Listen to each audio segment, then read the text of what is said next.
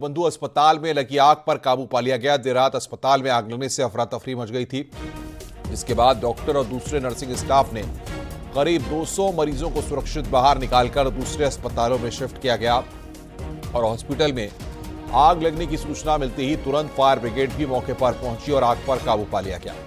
Hospital में आग की सूचना पर डिप्टी सीएम ब्रजेश पाठक भी मौके पर पहुंचे और बातचीत में बताया कि आग या धुएं की वजह से कोई हताहत नहीं हुआ है और मरीजों को इलाज के लिए दूसरे अस्पताल में शिफ्ट किया गया है।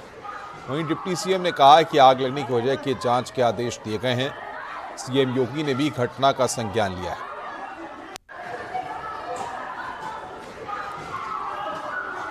तो सीएम योगी ने घटना का संज्ञान लिया है। ये अलग अलग तस्वीरें इस वक्त हम आपकी स्क्रीन पर आपको दिखा रहे हैं। अस्पताल में आग, अस्पताल में धुआं, रेस्क्यू अभियान। ब्रजेश पाठक पहुंचे ग्राउंड जीरो पर सरकार। सीएम योगी ने संज्ञान लिया है। पुलिस बल वहां पर तैनात किया गया और मरीजों को दूसरी जगहों पर शिफ्ट किया गया।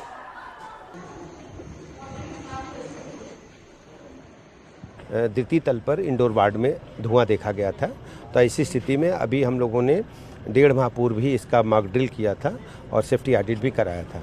तो चूंकि हमारे सारा मेडिकल स्टाफ पहले से ट्रेंड था, तो ऐसी स्थिति में उनको जानकारी थी क्या करना है। सभी मरीजों को बाहर निकाला, रेस्क्यू किया और विभिन्न अस्पतालों में शिफ्ट कर लिया है। सीरियस मरीजों को हमने केजीएमसी के ट्रामा सेंटर भेजा है। कहीं कोई आग के कारणों से हताहत नहीं हुआ है और एडमिट करा करके और उनकी इलाज की व्यवस्था सुनिश्चित की गई है।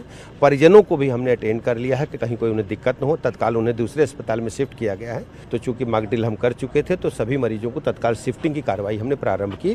फायर ब्रिगेड को सूचना दी, फायर ब्रिगेड मौके पर आ गई। फायर ब्रिगेड ने आग पर काबू पा लिया है। मंडल आयुक्त लखनऊ मंडल की अध्यक्षता में कमेटी का गठन हम कर रहे हैं, जिसमें टेक्निकल लोग भी रहेंगे जो निष्पक्ष जाँच करके रिपोर्ट शासन को सौंपेगी।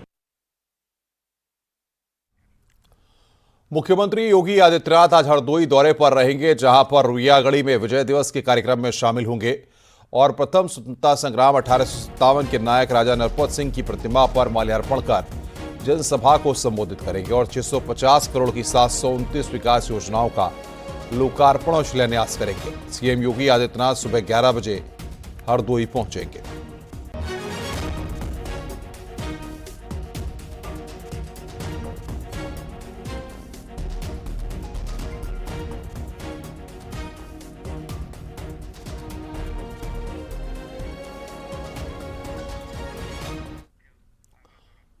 मुख्यमंत्री योगी आदित्यनाथ आज आगरा दौरे पर रहेंगे, जहां सीएम योगी 30वें भीमनगरी महोत्सव का उद्घाटन करेंगे और बाबा साहब की जयंती के अवसर पर आयोजित शोभा यात्रा में शामिल होंगे। सीएम योगी आदित्यनाथ भीमनगरी में आयोजित कार्यक्रम में शामिल होने वाले मायावती के बाद प्रदेश के दूसरे मुख्यमंत्री होंगे। कार्यक्रम में मंत्री जयवीर सिंह और असीम अरुण भी मौजूद रहेंगे। सीएम योगी शाम 7 बजे आगरा पहुंचेंगे।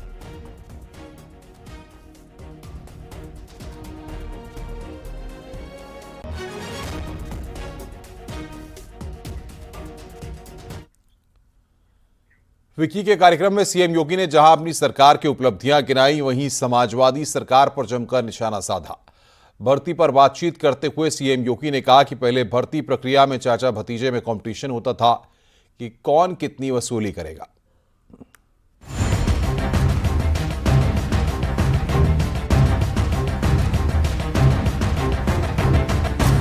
लखनऊ में फिक्की के कार्यक्रम में सीएम योगी ने पिछली सरकार पर खासकर अखिलेश यादव के कार्यकाल का जिक्र करते हुए निशाना साधा। सीएम योगी ने कहा कि पहले भर्ती प्रक्रिया में चाचा भतीजे में प्रतिस्पर्धा होती थी, कौन कितना वसूली करेगा। भर्ती की प्रक्रिया किसी भी विभाग में पारदर्शी तरीके से संपन्न हुई। आप मुझे बताइए कि जो व्यक्ति पैसा दे करके भर्ती हो रहा होगा, तो वहां जाकर के वो भजन थोड़े गाएगा। और यही होता था, यहां पे यही होता था, बोली लगती थी, चाचा भतीजे में प्रतिस्पर्धा होती थी, कौन कितना वसूली कर ले। लेकिन आज ऐसा नहीं है। आज पारदर्शी तरीके से सारे कार्य चल रहे हैं। सीएम योगी ने जहां अखिलेश यादव के कार्यकाल पर सवाल उठाए, वहीं अपनी सरकार की योजनाओं की तारीफ की। उन्होंने कहा कि हमने ऐसा सिस्टम बनाया जिससे भर्ती प्रक्रिया पारदर्शी हुई। और आज मुझे बताते हुए प्रसन्नता है, इस समय हमने 60,000 भर्ती एक साथ की है पुलिस कार्मिकों की, 60,200। और इस 60,200 की ट्रेनिंग एक साथ हम करने जा रहे हैं। 3,000 से बढ़ा करके 60,000 पुलिस कार्मिकों की एक साथ ट्रेनिंग हो, आज ये क्षमता अकेले उत्तर प्रदेश में है। उत्तर प्रदेश आज इसको करने जा रहा है। सरकार ने हाल ही में 60,000 से ज्यादा पुलिस कर्मियों की एक साथ भर्ती की है और उनका ट्रेनिंग भी एक साथ होगा। सीएम योगी ने साफ किया कि सरकार की मंशा पूरी तरह पारदर्शी है। अब पर्ची खर्ची का सिस्टम खत्म हो चुका है। Bureau report, news 18।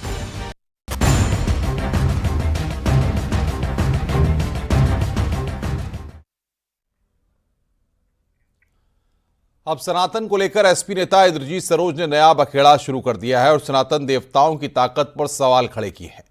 Indrajit Saroj का कहना है कि अगर मंदिरों में ताकत होती तो विदेशी लुटेरे नहीं आते। अब इस बयान पर सियासी संग्राम छिड़ गया है।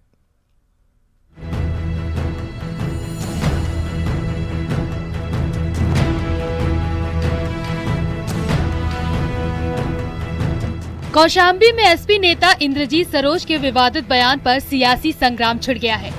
एसपी नेता इंद्रजीत सरोज का कहना है कि मंदिरों में ताकत होती तो देश में लुटेरे नहीं आते। महमूद गजनबी और गौरी जैसे लुटेरे देश को लूट नहीं ले जाते।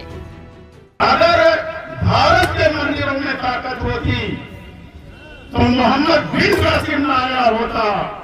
भारत के मंदिरों में ताकत होती तो महमूद गजनबी आया होता। भारत के मंदिरों में ताकत होती तो मोहम्मद घोरी आया होता और इस देश को लूटने का काम न किया होता। इसका मतलब मंदिरों में ताकत नहीं थी। सनातन पर विवादित बयान को लेकर इंद्रजीत सरोज कोई पहले नेता नहीं है। इससे पहले भी समाजवादी पार्टी के कई नेता कांवड़ यात्रा, महाकुंभ समेत मंदिरों पर सवाल उठा चुके हैं। इंद्रजीत सरोज ने रामचरितमानस हो या फिर गीता, सब पर सवाल खड़े किए हैं और कहा कि उस समय भारत में शूद्रों को पढ़ने का अधिकार नहीं था।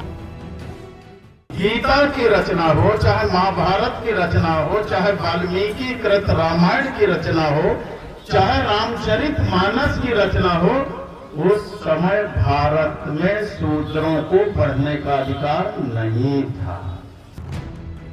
वहीं सियासत में हिंदू देवी देवताओं पर बयानबाजी थमने का नाम नहीं ले रहा है। अब समाजवादी पार्टी नेता इंद्रजीत सरोज के बयान पर सियासी घमासान मचा हुआ है। Bureau report, news 18।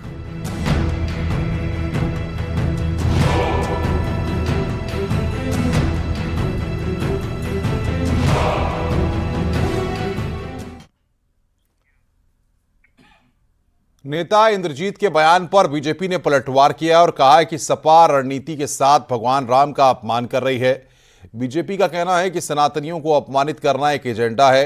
ये समाजवादी पार्टी को भारी पड़ेगा। समाजवादी पार्टी जानबूझ करके अभियान पूर्वक रणनीति के साथ कैसे प्रभु राम का अपमान करे, कैसे रामचरितमानस का अपमान करे, गोस्वामी तुलसीदास का अपमान करे, सनातन धर्मावलंबियों की भावनाओं को कैसे ठेस पहुंचाए, इसके पीछे उनका एक एजेंडा है। ये कोई उनके लिए, भीमराव अंबेडकर जी के लिए उनके मन में कोई प्यार नहीं उमड़ रहा है, दलितों को लेकर के कोई सम्मान नहीं उमड़ रहा है। सनातनियों को अपमानित करना उनका एक हिडन एजेंडा है कि कैसे इसके आधार पर मजहबी वोटों का गोलबंदी कर सके, मजहबी तुष्टीकरण कर सके। लेकिन यह समाजवादी पार्टी को बहुत भारी पड़ेगा।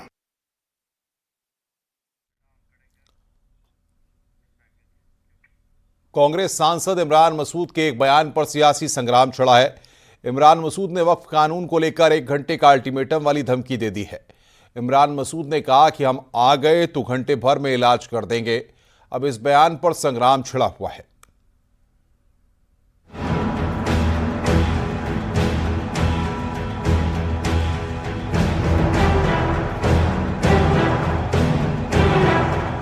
वक्फ कानून पर विपक्ष का विरोध थमने का नाम नहीं ले रहा है। इसी कड़ी में कांग्रेस सांसद इमरान मसूद ने धमकी भरा बयान दिया है। उन्होंने कहा कि हम आ गए तो घंटे भर में इलाज कर देंगे। दुआ करिए कि हम लोग आ जाएं। समंदर में तूफान बहुत है और जब तूफान हो तो तूफान का सामना बड़ा जहाज करता है, कश्तियां नहीं कर पाती। इसलिए आपसे कहना चाहता हूं, ये कश्तियों की सवारी छोड़ करके जहाज की सवारी की तैयारी करिए। एक ही रास्ता है बस, और कोई रास्ता नहीं। और ये वादा आपसे करना चाहता हूं कि जिस दिन आ जाएंगे उस दिन घंटे भर के अंदर इसका इलाज भी करना जानते हैं। हालांकि इस धमकी के बाद इमरान मसूद ने न्यूज़ 18 पर अपने बयान पर सफाई भी दी। उन्होंने कहा कि हमारी मस्जिदों पर कब्जा किया जा रहा है तो हमें विरोध क्यों नहीं करना चाहिए। 2013 के अंदर जब ये कानून बना, ये कानून सर्वसम्मति से बना। इस कानून के समर्थन में आडवाणी जी ने बोला, इस कानून के समर्थन के अंदर सुषमा स्वराज जी ने बोला, इस कानून के समर्थन में सारी भारतीय जनता पार्टी ने बोला। आज उस कानून में कौन सी कमी आ गई कि आपने उसे पलट दिया? नहीं तो हाँ 100% उसके अंदर उसके अंदर अरे तो संसद हमारा गला घोट देगी क्या भाई? संसद हमारा गला घोट दीजिएगा। उसके अंदर संरक्षण था, अरे उसमें संरक्षण था, उसमें संरक्षण। अरे अभी तो बोला है, अरे मेरी एक बात का जवाब ना आप दे सकते हो, ना मेरी एक बात का जवाब सरकार के पास है। आप जवाब नहीं दे पा रहे हो, आप इधर उधर की बात कर रहे। मैंने सारी चीजें आपको तथ्यात्मक बताई, आप कह रहे हो कि अब भी। अरे मैं तो तथ्यात्मक बोल रहा हूं। आप एक बात बताइए, मैं तो तथ्यात्मक। अरे कौन? इन तनख्वाहियों की क्या बात कर रही हो आप? अरे ये तनख्वाहियां हैं, अरे इन तनख्वाहियों की क्या बात कर रही हो आप? इन तनख्वाहियों के लिए, अरे इन तनख्वाहियों की बात नहीं सुनते हम, ना इन तनख्वाहियों के ऊपर बात करना चाहते। हम पढ़ लिख करके, हाँ हम पढ़ लिख, जो आकर के बैठ करके डिबेट के अंदर इसका समर्थन करने की बात कर रहे हैं, उनकी बात कर रहा हूं अपने समाज के। अरे हमारे समाज के लोग, हमारे समाज में भी तनख्वाहियां हैं, वो नहीं, वो सब पूरी तरह से धोखा कर रहा है समाज के साथ। इमरान मसूद ने वक्फ के विरोध में धमकी वाला बयान हैदराबाद में दिया था, जिसके बाद इस बयान पर घमासान तेज हो गया है। Bureau report, news 18।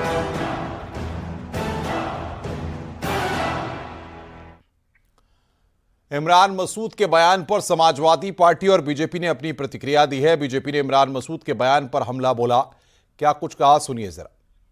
के विषय पे बहुत बड़े देश में एक वर्ग के साथ साथ बहुत सारे न्यायविद, बहुत सारे सामाजिक लोगों का ये मानना है कि एक तरफा कार्रवाई केवल हिंदू मुसलमान करने के लिए और वक्फ की संपत्तियों को सरकारी भाजपा सरकार के लोग अपने मित्रों को देने के लिए कर रहे हैं। तो इस बिल पे सब लोगों की इसके खिलाफ हैं और अगर कोई मौका मिलेगा तो न्याय करना चाहेंगे।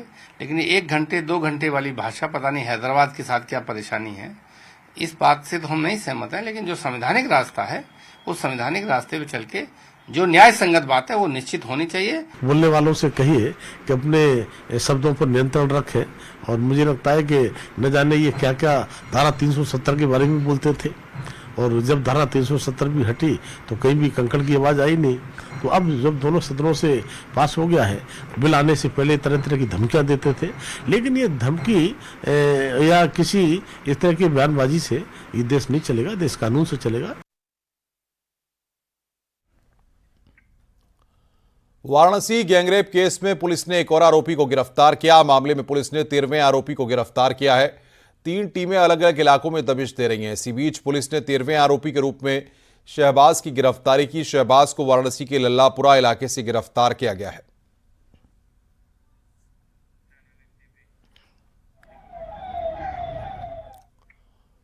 और इस बीच बड़ी खबर आ रही है, वाराणसी गैंगरेप मामले में बड़ी कार्रवाई की गई है। डीजीपी ऑफिस से अटैच किए गए हैं वाराणसी के डीसीपी। ये बड़ी खबर हम आपको बता रहे हैं। डीजीपी ऑफिस से अटैच किए गए वाराणसी के डीसीपी लेवल के अफसर पर यहां पर कार्रवाई की गई है।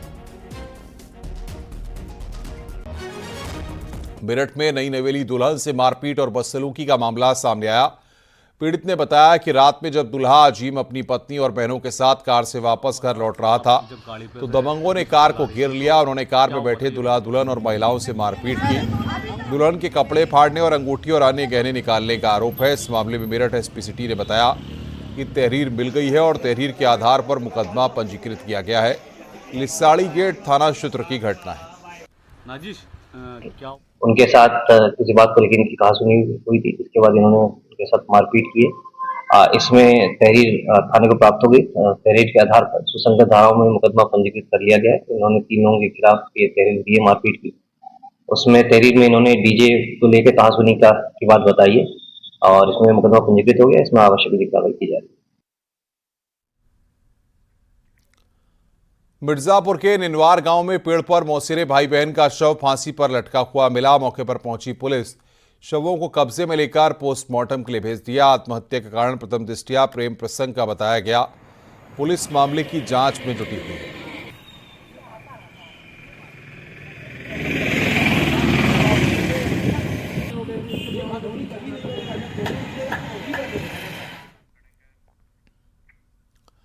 अयोध्या से खबर है, जहां पर एक शख्स ने पत्नी पर जान से मारने की धमकी देने का आरोप लगाया है। पीड़ित पति ने कुमारगंज थाने में पत्नी के खिलाफ केस दर्ज कराया है। पीड़ित के मुताबिक पत्नी ने मुस्कान का जिक्र करते हुए धमकी दी है। पीड़ित ने ससुराल वालों पर धमकी देने का आरोप लगाया है।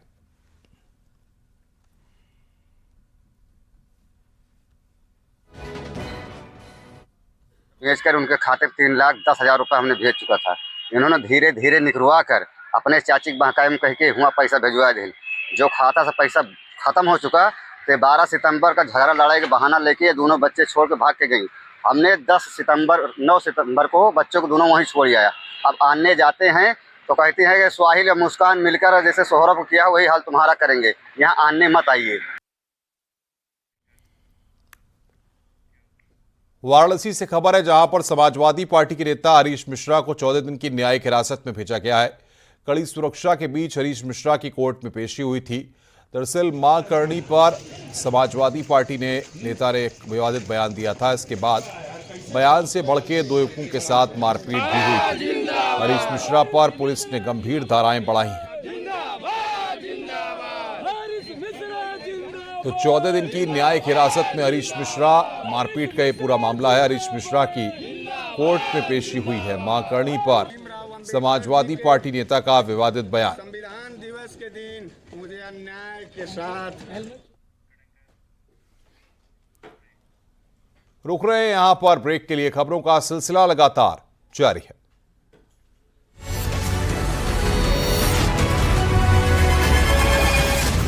Headlines presented by Quantum University. The future is exciting.